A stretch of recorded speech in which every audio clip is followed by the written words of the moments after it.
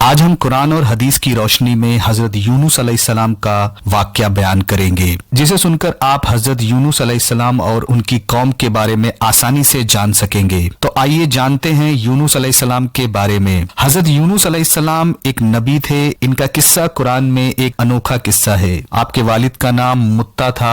آپ ابراہیم علیہ السلام کی نسل میں سے تھے۔ آپ کا ایک نام جونو ہے، یعنی مچھلی والے۔ اسی طرح آپ کو صاحب الحوت بھی کہا جاتا ہے۔ اللہ نے آپ کو ان سب ناموں سے پکارا ہے۔ حضرت یونس علیہ السلام کو نینوا بستی کی طرف رسول بنا کر بھیجا تھا۔ اللہ نے قرآن مجید میں سورۃ الشفاعت میں فرمایا ہے، اور بے شک یونس رسولوں میں سے تھے۔ نینوا بستی کی آبادی لگ بھگ 1,20,000 تھی۔ یہاں کے سارے لوگ کفر اور شرک میں ملوث تھے۔ یونس علیہ السلام انہیں 10 سال تک دعوت دیتے رہے، لیکن وہ اپنے کفر پر ہی ڈٹے رہے۔ پھر انہوں نے حضرت یونس علیہ السلام پر ظلم و ستم کرنا شروع کر دیا۔ انہیں دھمکیاں دینے لگے، ان کو مالی چوٹ پہنچائی اور ان کا کمپلیٹ بائیکاٹ کر دیا، جیسا کہ دوسرے انبیاءوں کے ساتھ کیا گیا ہے۔ ان کے ساتھ بھی وہی سلوک ہوا۔ آخر میں آپ نے انہیں اللہ کے عذاب سے آگاہ کرتے ہوئے اعلان فرما دیا کہ فلاں دن تم پر عذاب آئے گا۔ پھر خود غصے کی حالت میں اس بستی سے نکل گئے، جبکہ اللہ نے انہیں عذاب کے دن تک اس قوم کو مہلت دی تھی، اور خود غصے کی حالت میں بستی سے نکل کر سمندر کی طرف چل دیے۔ قرآن مجید میں سورہ انبیاء میں اللہ فرماتے ہیں، مچھلی والے کو یاد کرو جبکہ وہ غصے سے چل دیا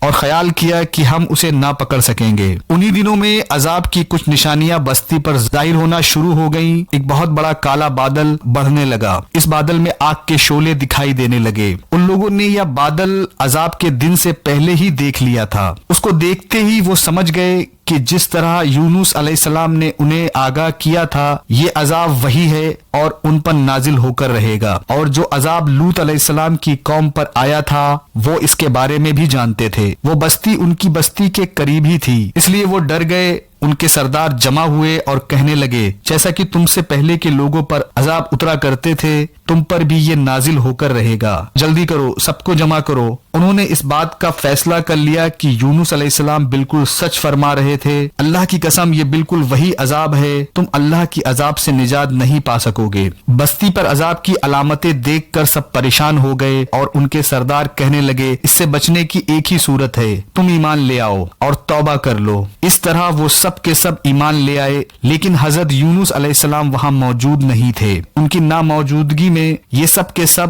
یعنی کہ 1,20,000 لوگ ایمان لے آئے۔ وہ لوگ بڑی عاجزی سے اللہ سے روتے ہوئے دعا کرنے لگے، اللہ سے بخشش مانگنے لگے، اور اسی حالت میں باہر کھلے میدان کی طرف نکل آئے۔ ان کے سرداروں نے سب کو الگ الگ کر دیا، یہاں تک کہ ماں کو بیٹے سے بھی جدا کر دیا۔ سب اپنی اپنی جگہ پر ماں اور بیٹے روتے، تاکہ اللہ کی رحمت ان پر نازل ہو جائے اور یہ عذاب ٹل جائے۔ عذاب 3 دنوں تک ان کے سروں پر منڈراتا رہا، اور یہ لوگ بھی مسلسل دعائیں کرتے رہے اور معافیا مانگتے رہے۔ آخرکار اللہ نے ان پر رحم کیا اور عذاب کو ان پر سے ہٹا دیا۔ یونس علیہ السلام غصے کی حالت میں نکل کر سمندر کی طرف چلے گئے تھے۔ آپ ایک کشتی کی طرف آئے، اس میں سواریاں اور سامان لدا ہوا تھا۔ کشتی پر پہنچے اور کشتی روانہ ہوئی۔ کچھ ہی دوری پر موجیں اٹھنے لگی اور اونچی لہروں میں کشتی ڈولنے لگی۔ یوں لگتا تھا کہ بس ابھی ڈوب جائے گی۔ کشتی والے کہنے لگے، بوجھ ہلکا کرو، اپنا سامان سمندر میں پھینک دو۔ پھر انہوں نے اپنا سامان سمندر میں پھینک دیا۔ اس طرح کشتی ہلکی ہو گئی، لیکن ضرورت کے مطابق ہلکی نہ ہو سکی۔ اب وہ کہنے لگے، کسی کو سمندر میں گرانا ضروری ہے تاکہ کشتی اور ہلکی ہو جائے، ورنہ یہ ڈوب جائے گی۔ جلدی کرو، پرچی ڈالو ناموں کی، جس کا نام نکلے اسے سمندر میں گراتے جاؤ، اور بار بار یہ عمل دہراتے جاؤ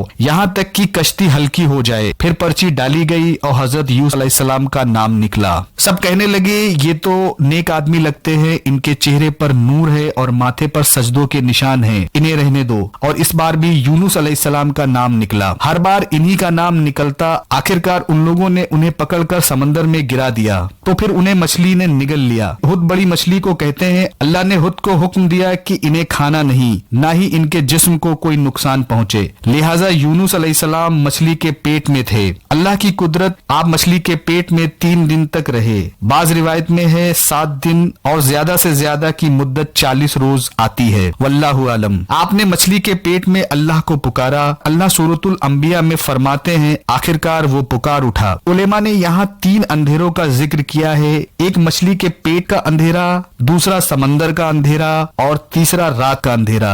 ये सारे अंधेरे उन पर एक साथ इकट्ठा हो गए थे। अल्लाह सूरतुल शफात में फरमाते हैं, अगर ये पाकी बयान करने वालों में से ना होता, लोगों के उठाए जाने के दिन तक उसके पेट में ही रहते। एक रिवायत में यूं भी आता है कि जब मछली आपको समंदर की गहराइयों में ले गई तो आप वहां की मखलूक की तस्वीहात की आवाजें सुनने लगे और अल्लाह ने उन्हें इसका इल्म दिया कि वो भी अपने रब की तस्वीर बयान करें। अल्लाह सूरतुल अंबिया में फरमाते हैं, बिल आखिर वो अंधेरों के अंदर से पुकार उठा, ऐ इलाही तेरे सिवा कोई माबूद नहीं, तू पाक है, बेशक मैं जालिमों में से हो गया। ला इलाहा इल्ला अंता सुब्हानका इन्नी कुन्तु मिनज़ ज़ालिमीन। यूनुस अलैहिस्सलाम की ये वो दुआ है जो उन्होंने मछली के पेट में मांगी थी। जो भी मुसलमान ये दुआ अपनी किसी भी हाजत में मांगेगा, अल्लाह उसकी दुआ जरूर कबूल करेगा। इसी दुआ के बाद अल्लाह ने यूनुस अलैहिस्सलाम को उनकी परेशानी से निजात अता फरमाई। एक कौल के मुताबिक तकरीबन 40 रोज आपने यही दुआ पढ़ी। इस मुद्दत के खत्म होने के बाद अल्लाह ने आपकी दुआ को कबूल फरमाया और मछली साहिल पर पहुंची,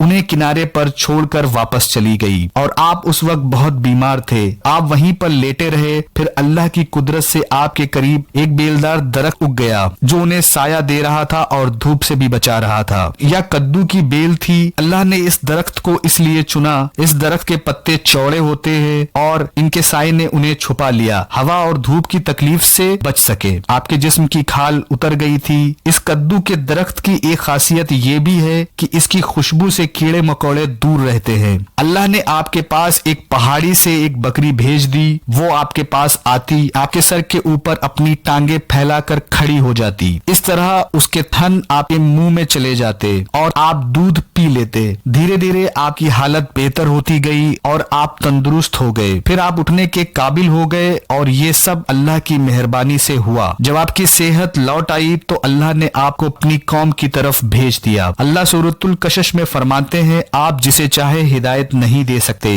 बल्कि अल्लाह ही जिसे चाहता है उसे हिदायत देता है। वीडियो पसंद आया हो तो लाइक और शेयर करें। चैनल पर नए हैं तो सब्सक्राइब जरूर करें।